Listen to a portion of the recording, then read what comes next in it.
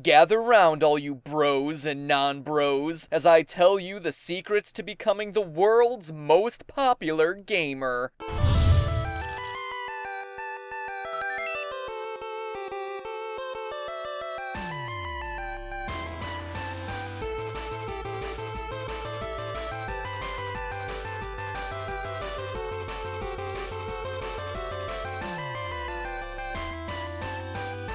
Hello, Internet. Welcome to Game Theory. Played Amnesia, didn't scream. Meet Felix Arvid Ulf. Meet Felix Arvid Ulf. Meet Felix Arvid Ulf Kjell. I don't know how you pronounce this. It's Swedish. Dear Sweden, don't put K's and J's together and expect me to understand the sound my mouth's supposed to make, okay? Other languages, am I right, guys? Jeez. America. Meet PewDiePie. Or should I say, PewDiePie! A 23-year-old gamer who, in about 30 days, will overtake Smosh to become the #1 most subscribed channel on YouTube. Love his videos or hate him, there's no denying that he is the world's most famous gamer. But he's not alone. Gaming channels are quickly dominating the YouTube lists. Currently, they take up 16 of the top 100 subscribed channels on YouTube, which might not seem like much at first, but when you eliminate the 18 Vivo channels up there, you know, the music channels with the obnoxious backgrounds that are always telling you about the newest and lamest Britney Spears songs. Sorry, Britney, ooh la la does not rhyme with the word stop. And knock out the 20 or so that belong to large companies like the NBA, Red Bull, and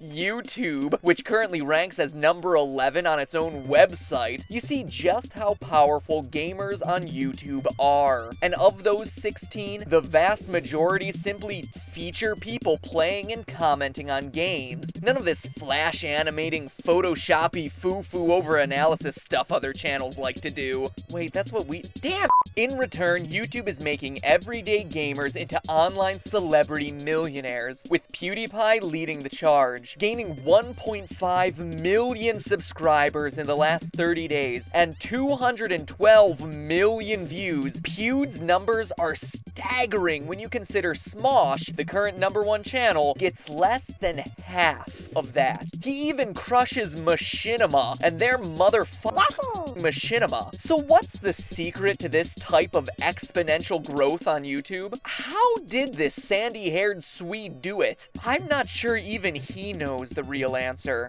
but I do. And by the end of this episode, so will you. To truly understand how gaming is taking over YouTube, we have to look way, way back to 2005 and the birth of YouTube. You see, back in the dark ages, no one knew how this kooky online video experiment would work. And the heads of YouTube had one big problem. When anyone can upload anything, how do you make good stuff easier to find? Well, one option was to front page anything involving cats. The other was to make that decision via clicks, aka views. To them, or rather the agent Smiths working inside YouTube's algorithms, more views meant better content, and thus deserved more promotion. And in a lot of ways, it worked, with creative, funny, shareable videos getting hundreds of thousands of views.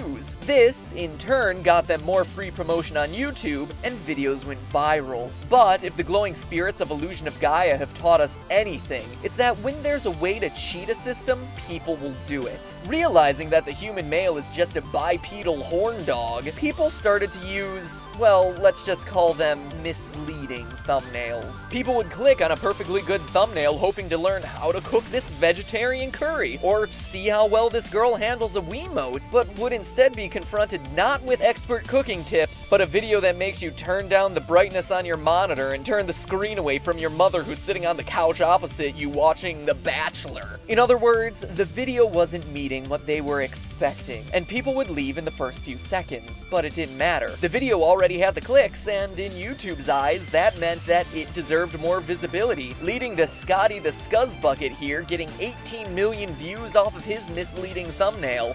Needless to say, YouTube quickly learned there was a glitch in the system. Fast forward to March of last year when, with a flick of the switch, YouTube changed everything. They realized that, hey, if a guy clicks on a picture of vegetarian curry and meets a bunch of boobs, chances are he's not going to like that video and click off. So instead of views, the more important factor became retention time. Were people watching most of the video? And more importantly, was that video enticing them to watch more? YouTube wanted people to watch for longer and longer sessions, and channels that encouraged this got more and more free promotion. And that, loyal theorists, opened the door for gaming's domination. What's YouTube's algorithm shift have to do with PewDiePie, or gaming in general? Think about the Chugga-Conroys, the Husky Starcrafts, the C-Nanners and Game Grumps, and of course the PewDiePies of the world. Unlike most other types of content, Let's Play videos, where the editing is minimal and most of the talking is improvised reactions, are able to be produced much faster than, say, a well-researched, heavily scripted show with a significant amount of editing that can only be done every other week. And not only are there constantly new videos, but they're each 10, 15, 20 minutes long. Wrap your head around this. A recent study of the top 241 channels on YouTube found that the average comedy video lasts for 3 minutes and 25 seconds. Gaming videos, on the other hand, clock in at an average time of 9 minutes and 36 seconds. Add that to the fact that average non-gaming channels post between 1 and 2 videos per week. Top gaming channels, on the other hand, upload 8 or more. And while some people might tune in for their once-a-day fix, most viewers binge watch. They tune in at the end of the week during their Little Red Hood sesh to listen through the 8 new uploads they missed. Plus, since you're watching a playthrough of a game, it's a series of videos that encourage you to watch from one to the next in a serialized format. Remember, it's watch time across the whole viewing session, and Let's Play channels are perfectly designed to have you watch long videos in long stretches while you do other stuff. So assume for a second that you're PewDiePie from a year ago, for Lady Gaga, and you have 1 million subs. Every new video you upload reaches 500,000 views in the first few days. Assuming each one is about 15 minutes and every viewer watches about 2 videos per session, by the end of a week of 7 uploads, you have 500,000 views times 7 days times 2 videos per view session times 15 minutes equals 105 million minutes of watch time each week. That's nearly 200 years of watch time every 7 days. YouTube is like, wow, this channel gets a lot of watch time. Let's promote it even more, which in turn gets it more subscribers, more views, and even more watch time, prompting YouTube to give it more promotion again. It's a perpetual, never-ending loop of growth. Compare that to other channels that upload shorter videos once a week, like Smosh for instance, and you see how the Baron of Brofist has been able to roll over everyone in his path. In fact, it's very much like rolling a boulder up a hill. You reach a certain point and the YouTube machine takes care of the channel, with Pewds gaining more and more momentum simply by uploading new videos. But why this Let's Play channel? There's thousands out there. Well, there's one other reason the algorithm loves PewDiePie. He's international. You see, YouTube promotes channels locally. If you live in California, your videos will be served up in California more frequently than in other areas of the US. And if you live in the US, your videos will stay in the US until you gather enough views from other countries to merit them sharing your stuff there. PewDiePie has a unique advantage over most other channels because YouTube considers his channel Swedish, since he started it when he was living in Sweden. Makes sense. Since then, he's moved, meaning that he lives and uploads from Italy, but he also speaks English. So, since YouTube promotes locally, he was able to gather a strong Swedish following in a market where there was less competition, but now that he uploads from Italy, he gets promoted there, and since YouTube is most heavily used in English-speaking nations, he had a much easier time crossing into the US and UK than a channel from here would have doing the reverse. In short, by moving, he was able to conquer viewers from all around the world to add to his fan base. hits, which in turn all fed back into the retention loop, prompting YouTube to skyrocket his channel in multiple countries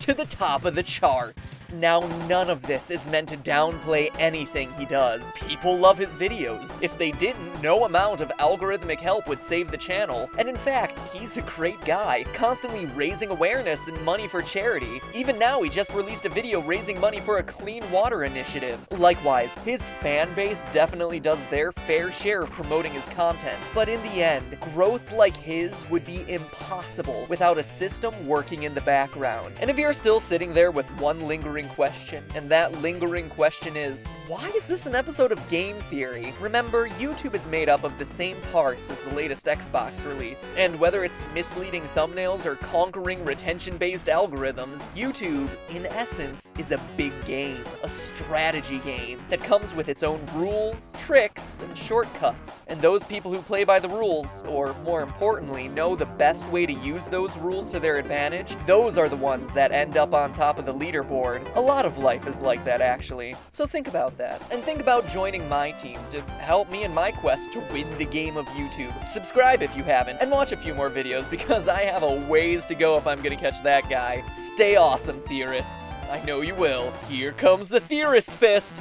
Never mind, that just sounds dirty. Anyway, it's just a theory. A game theory. Thanks for watching. Welcome back to the super amazing end card tournament, where last week the beast bowled over the brain, but the brute beat the bunch. While working on this video, I've been researching for a Street Fighter episode, which got me thinking, who would you rather go on a date with? Chun-Li or Crack Attack Cammy? Buns or buns, if you catch my drift. Click 1 to cast your vote, and when you do, you'll get taken to my channel. While you're there, check out some other videos. Explore some of the older stuff, I'll make a playlist. There's some great theories back there. I can't pump out these videos quite as fast as the old Pews, so I need your help to boost my watch minutes by watching a few episodes in a row. Anyway, those buns aren't going to click themselves. Cast your vote.